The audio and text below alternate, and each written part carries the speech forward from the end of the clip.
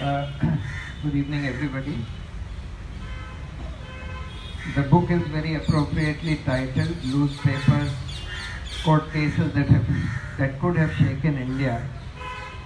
Indeed, the history of this country could have been, and possibly would have been, very different had the Birla Sahara papers been subjected to a proper investigation. So what was found in the Birla and Sahara papers? Income tax raided Birla, CBI, or maybe the other way around. CBI raided one, income tax raided the other. I think income tax raided Birla, CBI raided Sahara. But after the raid by the CBI, instead of embarking on an investigation on the basis of what it had recovered, it just handed over the papers to the income tax. So let's quickly see what were the kind of documents that were recovered in these raids. So in the Birla case, there were large number of emails written by the group president to other senior officers, to various other people. There were notebooks maintained which seemed to be notebooks of some kind of accounts. There were other, what Supreme Court calls loose papers, which mentioned payments to various people in the ministry, officials in the Ministry of Environment, to people in the Directorate of Revenue Intelligence, and various other officials. And in particular, 25 lakhs in cash was recovered from the 25 crores of cash was recovered from an almirah in one of the premises. And not only that, the income tax examined all these people and prepared a 4-volume appraisal report. It was this thick. The 4 volumes are about 1500 pages in all. And in that appraisal report, they said that we asked the custodian of this almirah from where the cash was recovered as to how did this cash get here, who does it belong to, and what is it used for. And that person gave answer that yes, this cash comes from various angadiyas, that is these kind of hawala dealers, who deliver this cash in amounts from time to time, few crores, 50 lakhs, 1 crore, etc. at a time. And thereafter it is used for delivering to various government officials on the directions of our group president. Confirmed that yes, I have been paying, and I recently paid this money, which was recorded in that diary.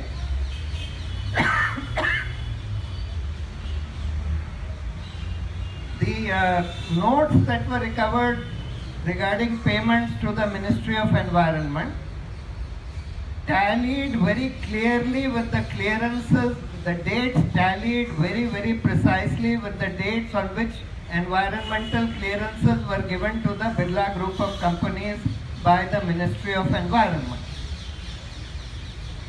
So the appraisal report said that we have examined these documents that we have recovered, and our investigation shows that these documents represent the correct state of affairs, that these payments have indeed been made, that this cash has indeed been recovered, etc.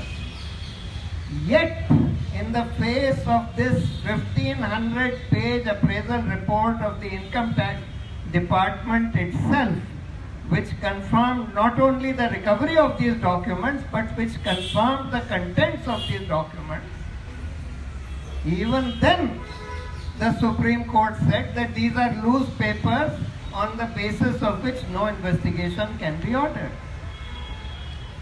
And what happened in the Sahara case? In the Sahara case, one critical document which was recovered was a spreadsheet recovered from the computer of one of the officials of Sahara, That spreadsheet contained on the one side details of cash received, 137 crores of cash received over a period of less than a year from different sources. The sources are mentioned, the dates are mentioned, the amounts are mentioned. And most of the sources are mentioned as Marcom. Marcom means the Marketing Communication Company of Sahara. On the other side of the spreadsheet contains details of how this 137 crores cash which was received was spent.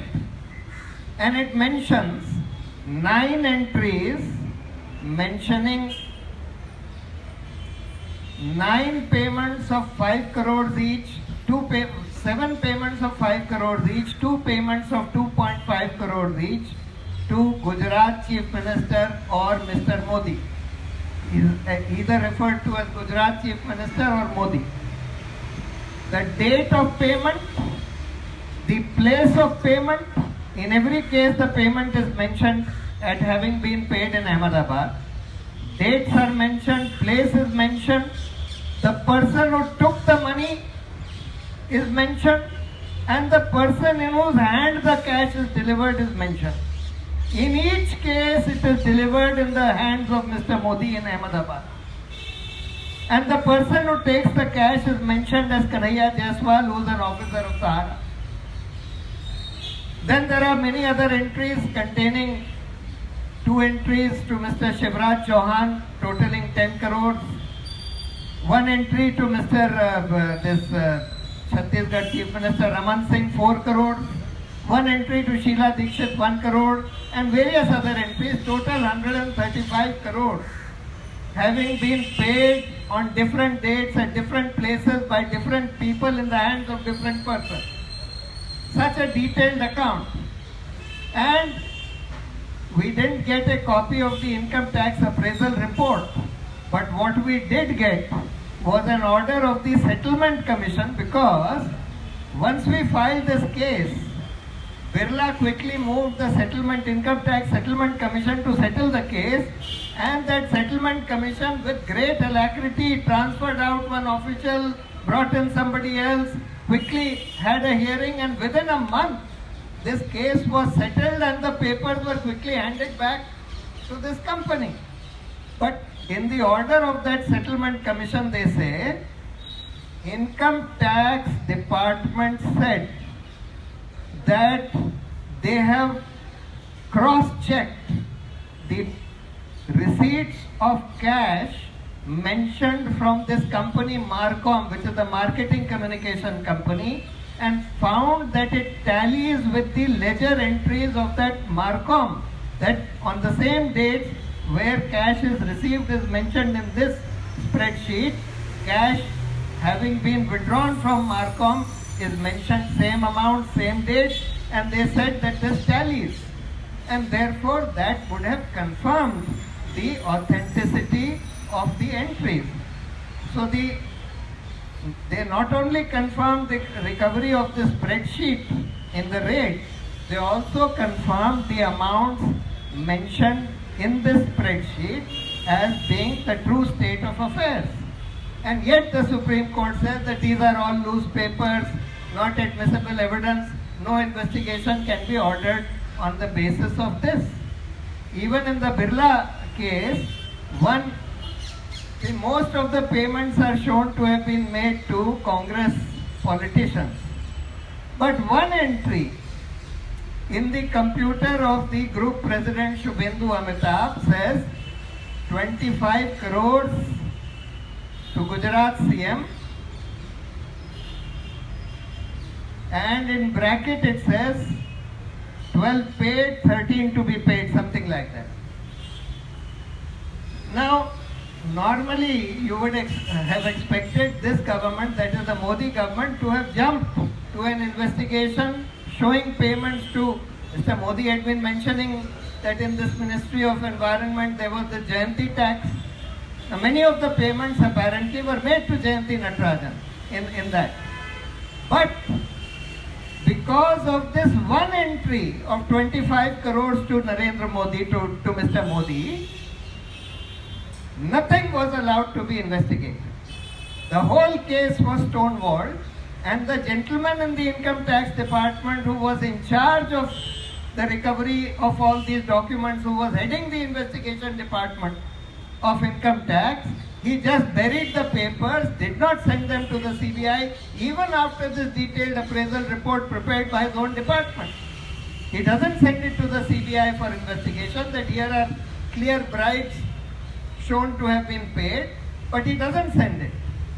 As soon we started getting this information that these documents were recovered and that they have been buried by this gentleman, Mr. K.V. Chaudhary, who today happens to be the Chief Vigilance Commissioner. At that very time, I started tweeting about it, that I am hearing that this gentleman is likely to be appointed as the CVC, and this is what I have come to know, that he was in charge of burying these papers which were recovered.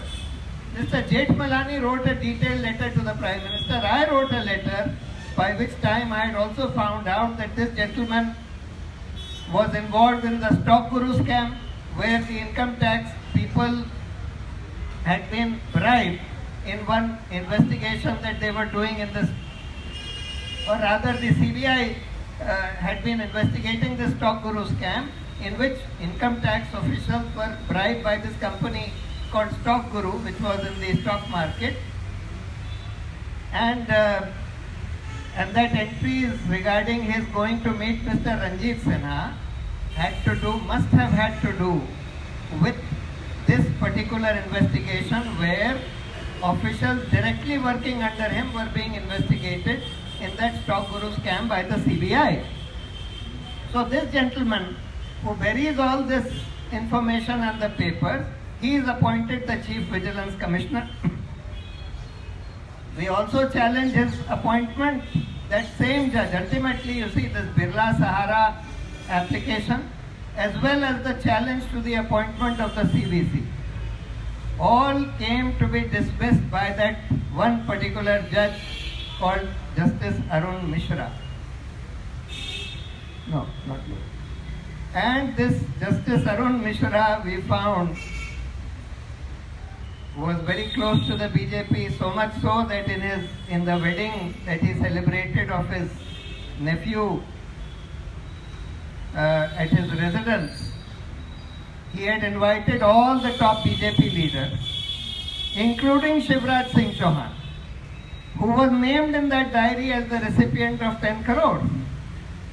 And there is a photograph which was published in the local newspaper showing Shivraj Singh Chauhan at the residence of Justice Arun Mishra in Gwalior at his nephew's wedding. Now, this being the case, and he dismisses all of these, that CVC challenge he dismisses on the basis of some documents handed over to him by the government in a sealed cover. And he says, yes, government has looked into all these charges, etc. Everything has been found to be okay. And on that basis, he dismisses the application.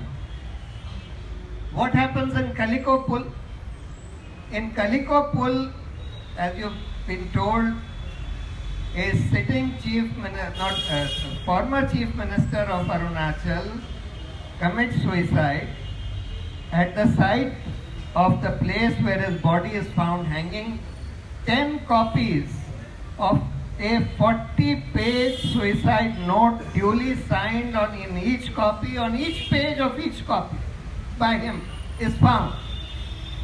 The Lieutenant Governor of Arunachal writes, Mr. Rajeshwar, I think, writes to the government, Rajkhowa, writes to the central government saying that this suicide note contains very serious allegations of bribery of Supreme Court judges, senior Supreme Court judges, and various other people.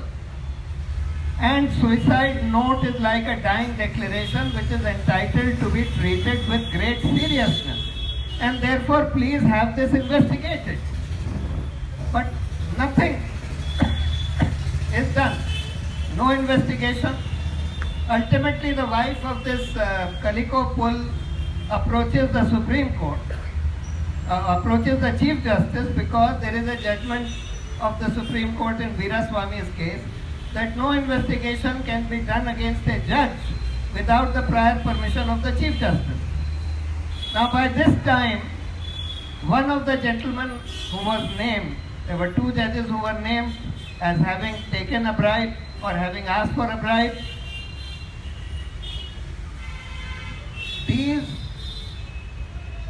One of them had become the Chief Justice. So this wife wrote a letter to the Chief Justice saying that, look, I am having to write to you because that judgment says that the permission of the Chief Justice should be obtained. However, you are yourself going to be the subject matter of this investigation, as is your successor. Therefore, please send it to the next judges in line for deciding whether an FIR and an investigation needs to be done in this case or not.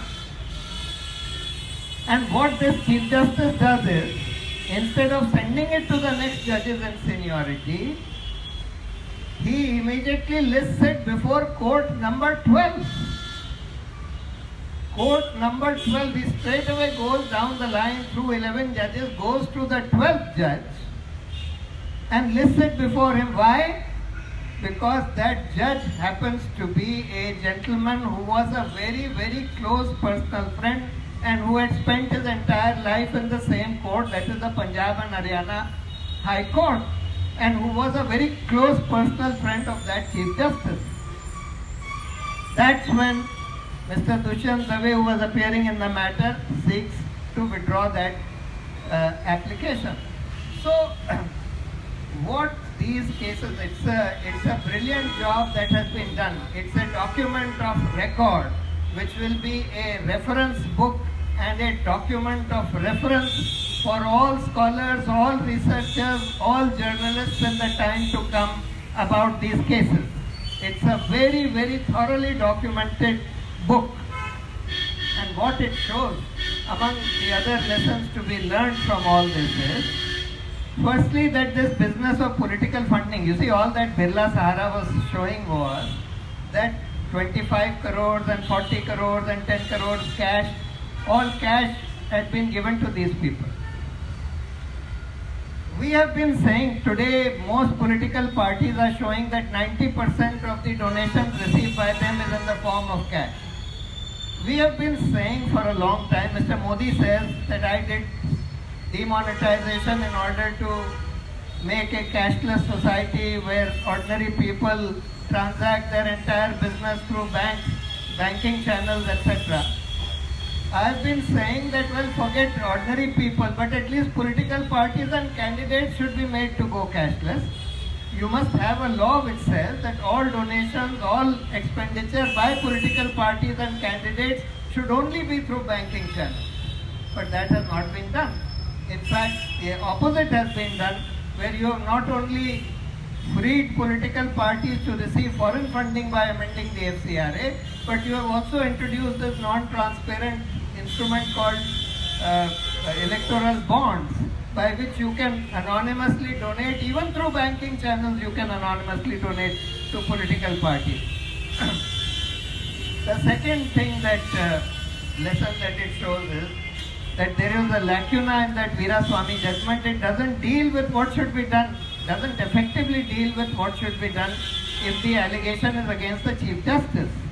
It should have said that it would go to the next judge in seniority. Unfortunately, it says that then the President can consult such other judges and decide. We had sent a complaint to the Vice President also, because the note contained allegations against the then sitting President, Mr. Pranab Mukherjee, as well. So therefore, we had sent the complaint to the Vice President, but unfortunately, he also didn't do anything about it. Thirdly,